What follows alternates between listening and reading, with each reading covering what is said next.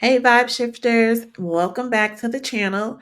If you're anything like I used to be, or like many of the incredible women that I work with, you've probably tried to implement a spiritual routine, right? You've seen the Instagram posts about sunrise meditations, elaborate altar setups, hour-long journaling sessions, moon rituals under the perfect alignment.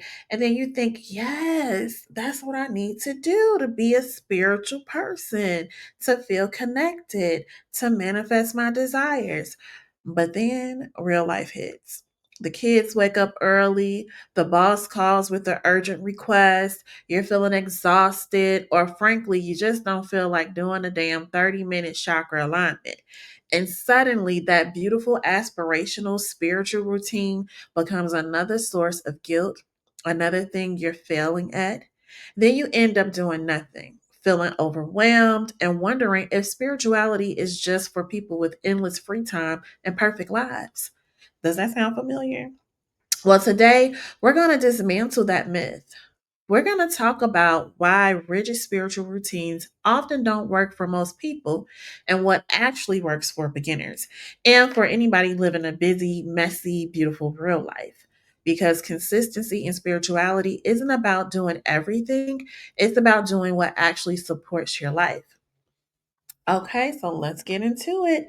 Do y'all have your notes? Get your notes. Y'all know. But let's be honest, right? Life is dynamic, it's unpredictable. We got jobs, families, responsibilities, unexpected challenges, and fluctuating energy levels, especially if you're going through perimenopause like your girl. But a rigid hour by hour spiritual routine, while beautiful in theory, it often crumbles under the weight of reality. When we set ourselves up with an ideal routine that doesn't account for the ebb and flow of daily life, we're just setting ourselves up for failure and, more importantly, for self judgment. Think about it. If your spiritual practice becomes another item on your to do list that you constantly fail to complete, what message are you sending to yourself? You're only reinforcing the narrative of inadequacy and not being spiritual enough. And so then this completely defeats the purpose of spiritual practice, which is meant to bring peace, connection, and empowerment, not stress and guilt. But the problem isn't you. It's the expectation that spirituality must fit into some perfectly curated box. True spiritual growth is organic, it's adaptable, and it's deeply personal. It's not about adherence to a set of, external rules, but it's about cultivating an internal rhythm that's going to nourish your soul no matter what's happening around you. Okay? Now, if rigid routines are out, then what's in? I propose we shift our focus from an ideal routine to a sustainable rhythm. An ideal routine is what you would think you should be doing. A sustainable rhythm is what you can consistently do, what genuinely supports you, and what feels authentic to your current life circumstances.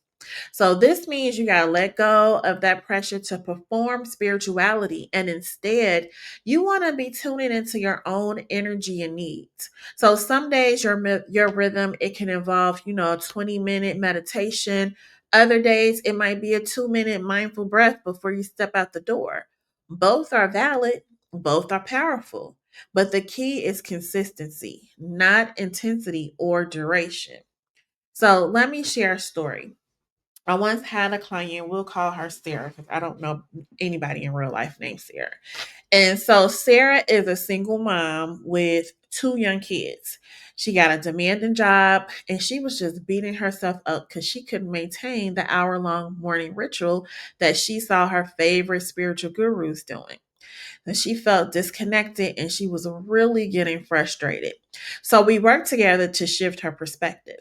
So instead of an hour, we identified three non negotiable 60-second practices that she could do. So this looked like a conscious breath before her feet hit the floor, a moment of gratitude while her coffee brewed, and a quick, energetic cleanse in the shower.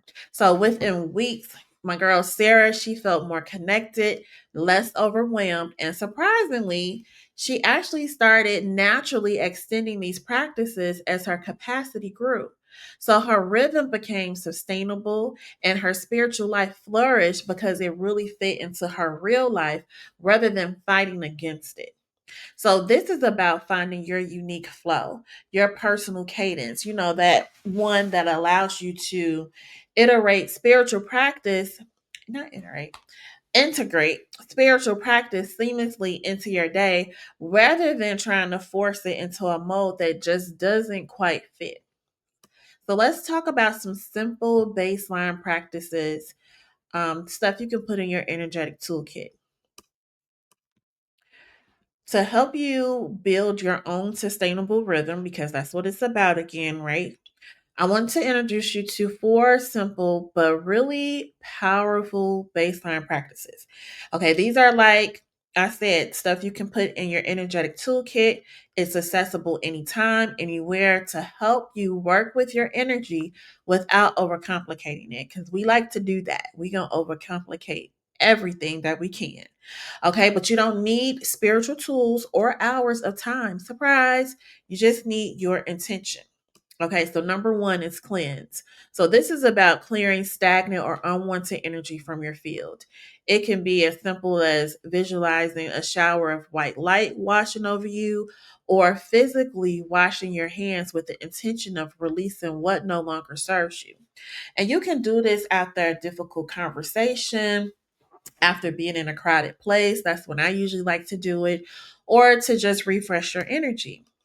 So, for example, you had a long day and you had a lot of client calls, like I do sometimes, and I'll just stand under the shower and then I'll visualize all the stress and all that external energy washing down the drain, leaving me feeling clean and clear. And then sometimes I'll even say it out loud, like, this is the intention, this is what's happening, right? So, number two is grounding.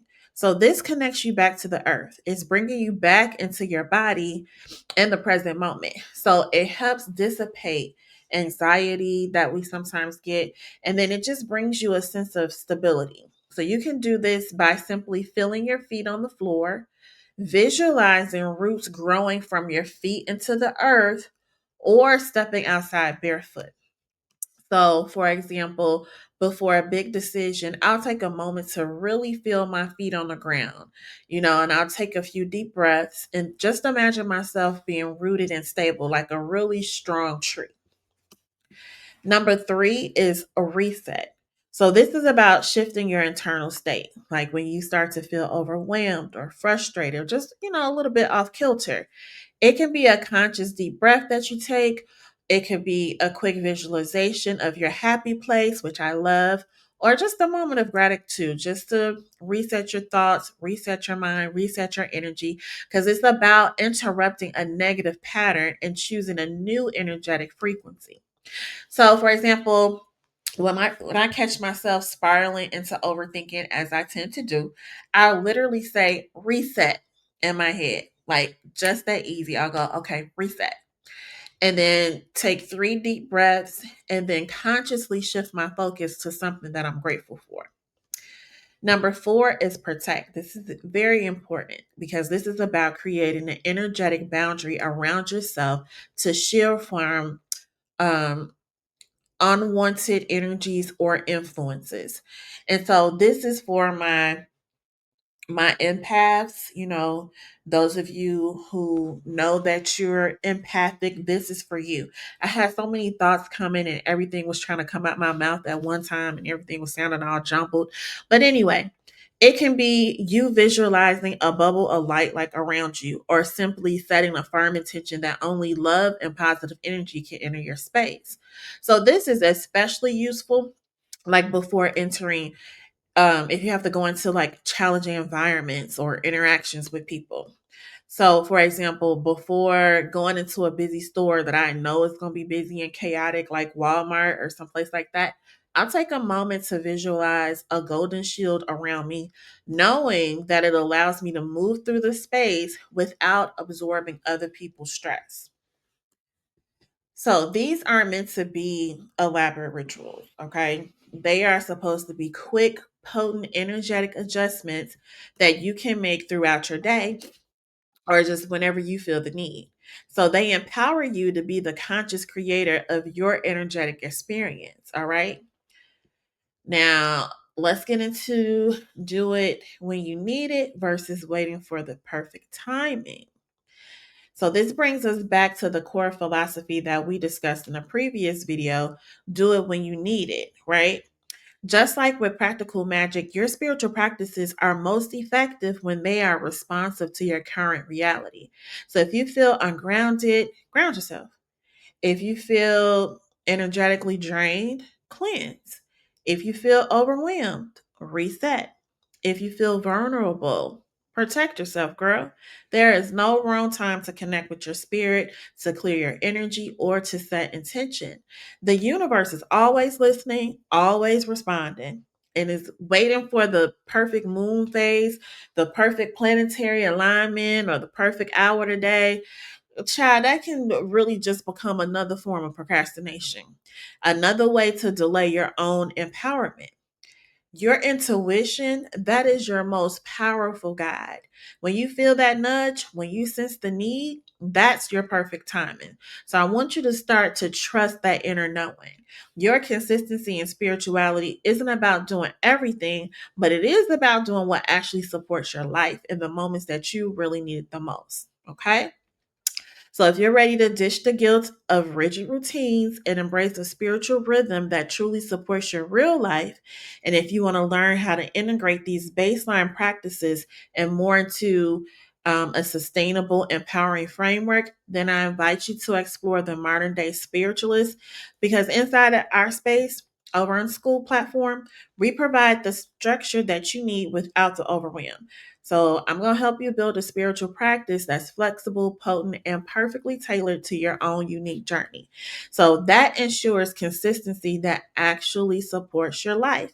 The link for to join our community and to discover how to create your own sustainable spiritual rhythm, because that's what it's all about today, is definitely going to be in the description below.